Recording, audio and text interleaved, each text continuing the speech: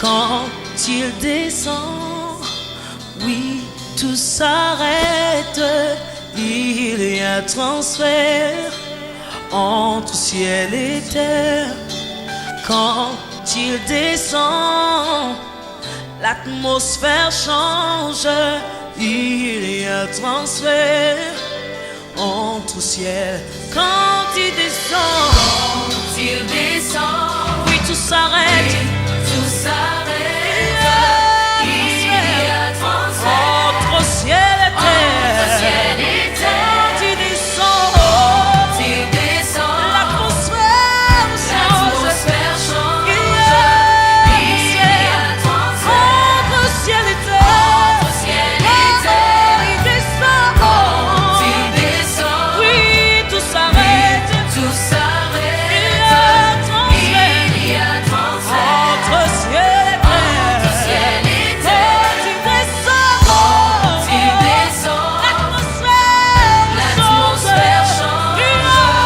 Il y a transfert entre ciel et terre. Le Saint-Esprit est là. Le Saint-Esprit est là. Le Saint-Esprit est là. Le Saint-Esprit est là. Il est là pour changer. Il est là pour guérir. Il est là pour proclamer. Et voilà ce qui arrive.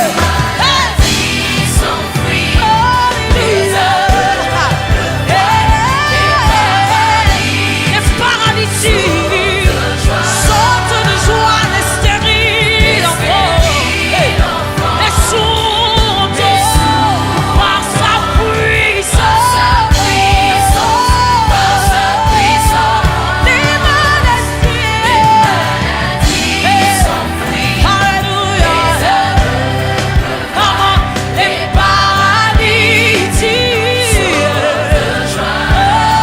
paralytiques, les stériles enfants, les sourds par sa puissance,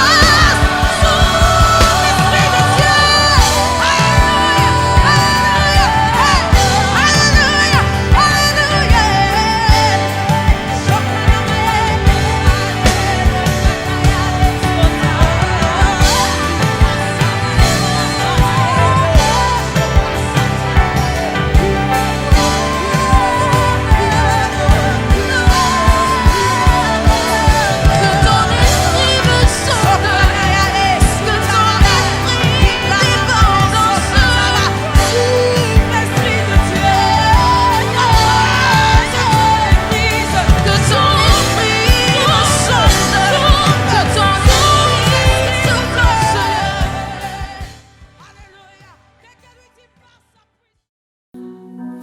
Bonjour mes bien-aimés, encore une fois de plus, nous sommes heureux de nous retrouver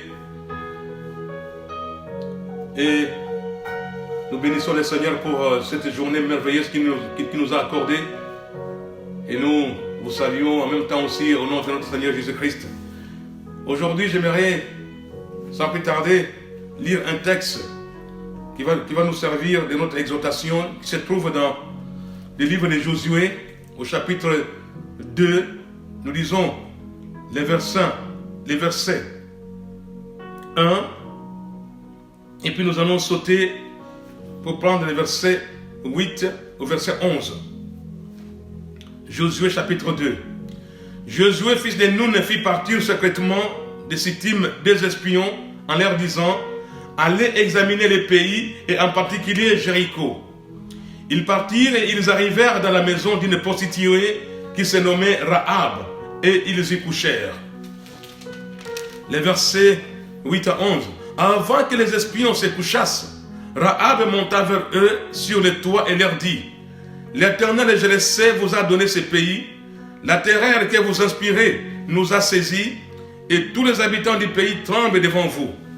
Car nous avons appris comment, à votre sortie d'Égypte, l'Éternel a mis à sec devant vous les eaux de la mer Rouge, et comment vous avez traité les deux rois des Amoréens au-delà du Jourdain, Sion et Og, que vous avez dévoués par interdit.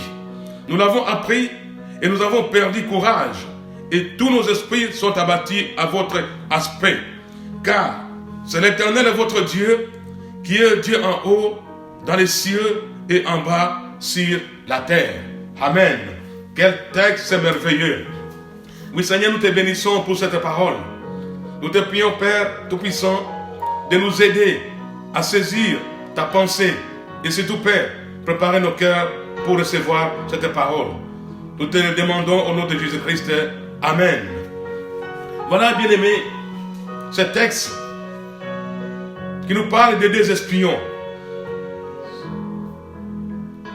Josué envoie les deux espions pour aller explorer les pays de Canaan. Mais ils entrent dans les pays de Canaan. Mais qui les accueille? Qui les reçoit?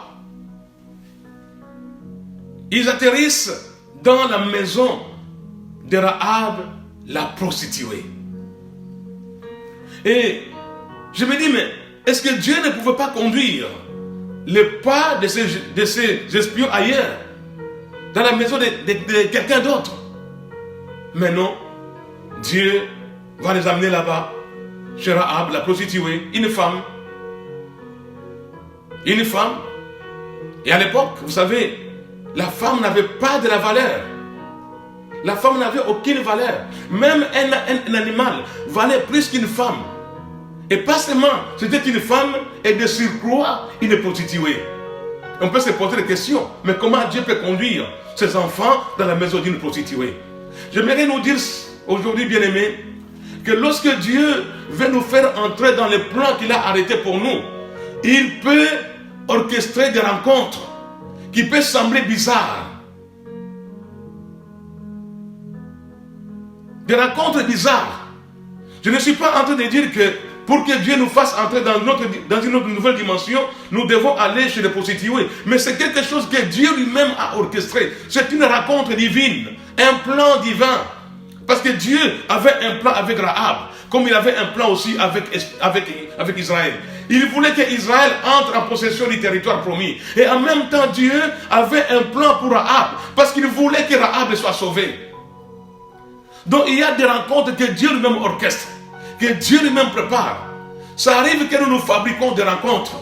Nous fabriquons nous-mêmes des rencontres qui n'ont rien à voir avec le plan divin. Rahab habitait en Canaan. Et la Bible dit que Dieu voulait donner le pays aux enfants d'Israël. Mais il dit, il attendait que le péché atteigne son comble. C'est-à-dire que le péché de ce peuple avait atteint son comble. Maintenant, Dieu dit aux enfants d'Israël, entrez et exterminez tous les pays. Exterminez tous les hommes et les bêtes. Passez-les au fil de l'épée. Donc, Rahab était une candidate à la mort. Comme vous et moi, lorsque nous étions encore dans le monde, nous étions tous des candidats à la mort, à une mort spirituelle certaine. Parce que quand quelqu'un n'a pas Christ dans sa vie, ce qu'il attend, c'est la mort éternelle. Il y a d'abord la mort physique, qui est le dénominateur commun de tous les hommes. Mais après cette mort physique, il y a une mort spirituelle, c'est-à-dire la séparation éternelle avec Dieu. Alors ils atterrissent là. Rahab leur dit, mais votre Dieu est le seul et vrai Dieu. Donc Rahab est en train de confesser le Dieu d'Israël, que c'est le vrai Dieu. Et si elle a été sauvée, on nous dit que c'est par la foi. Dans Hébreux 11, 31, c'est par la foi que Rahab a été sauvée. Parce qu'elle a cru en Dieu. Donc je suis en train de nous dire, bien aimés, Dieu orchestre des rencontres. Mais on l'appelle Rahab la prostituée. Et la question que je me pose, c'est de savoir, mais pourquoi insister sur la prostitution de cette femme? Alors que lorsque je lis la Bible, il y a dans le livre de Genèse, Adam qui avait commis un péché. Mais on ne l'appelle pas Adam, les pécheurs. Adam, les rebelles. Il y a un autre qui a commis un meurtre, c'est Moïse. Il a tué l'Égyptien. Mais on ne l'appelle pas Moïse le meurtrier. Il y a un autre, un roi, David, que vous connaissez, que nous connaissons. L'histoire de David est connue même par ceux qui ne connaissent pas Dieu. Tout le monde connaît David. David avait commis le péché d'adultère avec Bathsheba. Mais on ne l'appelle pas David, l'adultère. Mais pourquoi seulement Rahab, la prostituée? J'aimerais dire à quelqu'un que Rahab était dans le projet de Dieu. Donc Dieu n'évalue pas un homme par rapport à son passé. Ta valeur n'est pas déterminée par ton passé. Dieu détermine la valeur d'un homme par rapport à son avenir. Dieu regarde ton avenir. Donc ce qui influence la vie d'un homme, c'est aussi le choix qu'il fait. Rahab avait fait le choix d'accepter, de croire au Dieu d'Israël. Voilà ce qui fait la différence. Et parce qu'elle a fait ce choix, elle a été sauvée. Et pas seulement elle, même sa famille. Ainsi nous lisons dans Actes des Apôtres. Paul parla au geôlier. Il dit, crois au Seigneur Jésus-Christ, tu seras sauvé, toi et ta famille.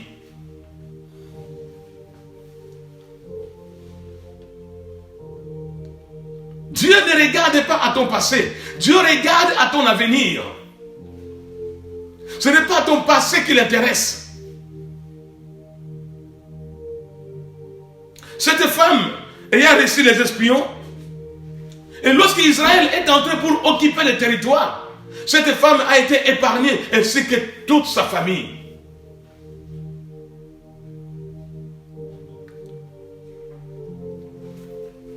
Vous savez, mes frères, lorsque Dieu veut faire quelque chose, veut sauver une personne, il fait, il programme des rencontres. Lorsque Jésus-Christ est venu,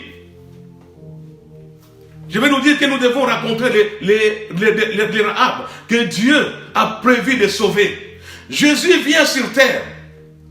Lorsqu'il arrive sur la terre, il va trouver 12 disciples.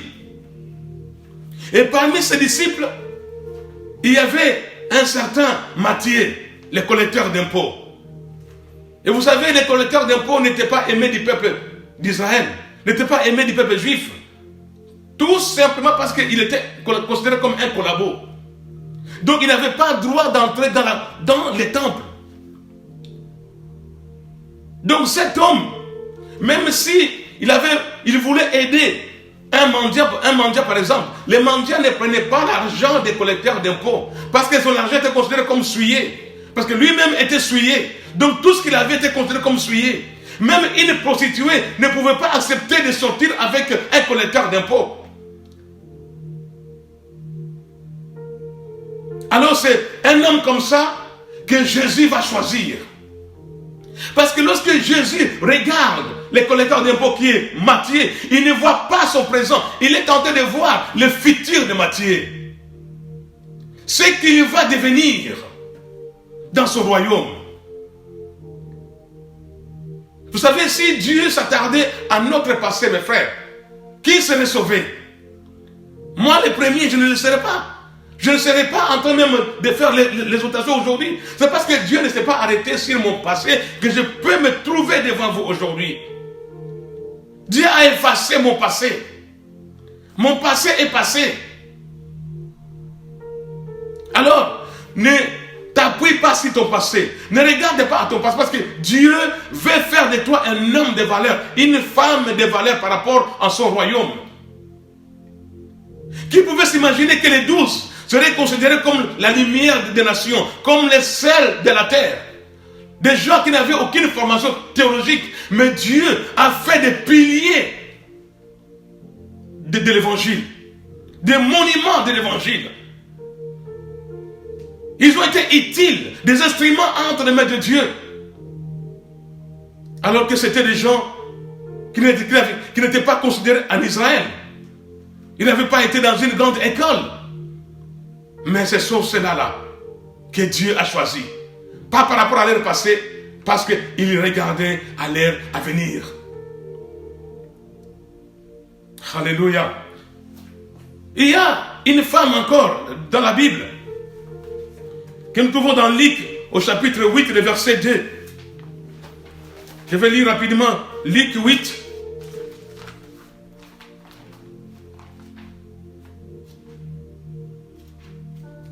Luc 8.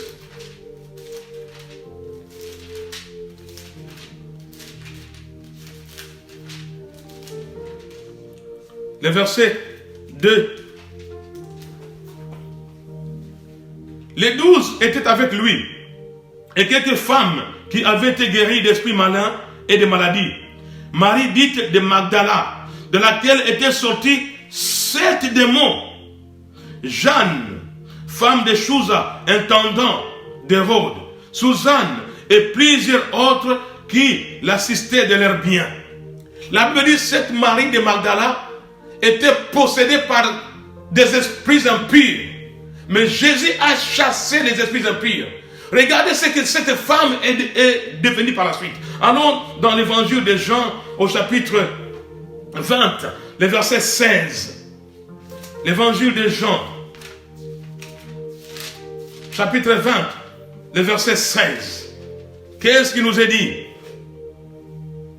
Jésus lui dit, Marie. Elle se retourna et lui dit en hébreu, Rabouni, c'est-à-dire maître. Jésus lui dit, ne me touche pas, car je ne suis pas encore monté vers mon Père, mais va trouver mes frères et dis-leur que je monte vers mon Père et votre Père, vers mon Dieu et votre Dieu. C'est dans le contexte de la résurrection. Jésus ressuscite et elle rencontre cette femme qu'il a délivrée des esprits impurs. Il dit à la femme, ne me touche pas, car je ne suis pas encore monté vers mon Père. Mais va dire à mes frères, voilà la femme qui reçoit le message de la résurrection. Il dit, va dire à mes frères, que cette femme qui avait reçu le message de la résurrection de Jésus-Christ, cette femme qui était autrefois possédée. Donc Dieu n'a pas regardé à la possession de cette femme, à son état passé, mais Dieu a regardé à son avenir. Il savait ce qu'il allait faire avec cette femme, mon frère. Donc ne te laisse pas influencer par ton passé. Cette femme Rahab, qui était prostituée, qu'est-ce qu'elle est devenue? En lisant les évangiles au Matthieu, dans l'évangile de Matthieu chapitre 1er, le verset 5, qu'est-ce qu'il nous est dit? Que cette femme est entrée dans la lignée du Messie. Donc les espions sont arrivés dans la vie de cette femme parce que Dieu avait un plan avec elle. Dieu voulait que cette femme entre dans la lignée du Messie. Mais sache que nous aussi, bien-aimés, nous étions comme des Rahab que Dieu avait choisi, que Dieu a appelé, pour que nous puissions aussi entrer dans le royaume. Et la mission que nous avons aujourd'hui, c'est d'aller chercher d'autres Rahab pour les faire entrer aussi dans le royaume, afin qu'ils entrent à leur tour dans le plan que Dieu a arrêté pour eux. Alors la mission pour toi, mon frère, et pour toi, ma sœur, c'est d'aller chercher les Rahab. Je ne dis pas qu'il faut aller dans les maisons de prostitution. Mais il y a beaucoup de gens qui ne connaissent pas Dieu dans le monde aujourd'hui. On les côtoie jour et nuit. Ce que Dieu nous demande, c'est de les faire entrer dans son royaume. C'est de les amener, c'est de les sortir des ténèbres pour les faire entrer dans la lumière. C'est de les aider à les sortir de là. C'est la mission que tu as, c'est la mission que j'ai.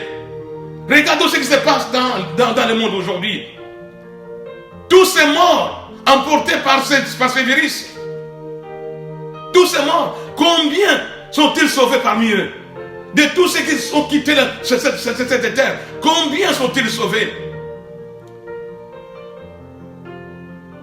Or Jésus est venu pour sauver, chercher ce qui était perdu. Il y avait une position que l'homme avait perdue et Jésus est venu restaurer cette position. Et son désir, c'est de voir les âmes sauvées. Son dernier commandement, c'est allez, faites de toutes les nations les disciples, les baptisés au nom du Père, du Fils et du Saint-Esprit et enseignez-leur tout ce que je vous ai prescrit. Son dernier commandement doit être, bien aimé, notre priorité. Les derniers commandements de Christ Jésus doit être la priorité de l'Église, doit être ta priorité en tant que corps, membre de son corps. Nous devons aller chercher les âmes pour les amener à Christ. Il y a des Rahab. Jésus a choisi les 11. Et ce sont les 11 qui ont rempli tout Jérusalem avec les noms de Jésus-Christ de Nazareth. Alors qu'est-ce que tu fais, mon frère, ma soeur? Tu te dis non, moi je n'ai pas fait ceci, je n'ai pas fait la théologie, je n'ai pas fait cela. Mais ce n'est pas ça qui compte. Regardez cette femme dans Jean chapitre 4, le verset 18. Il est question de la Samaritaine. Jean 4, le verset 18.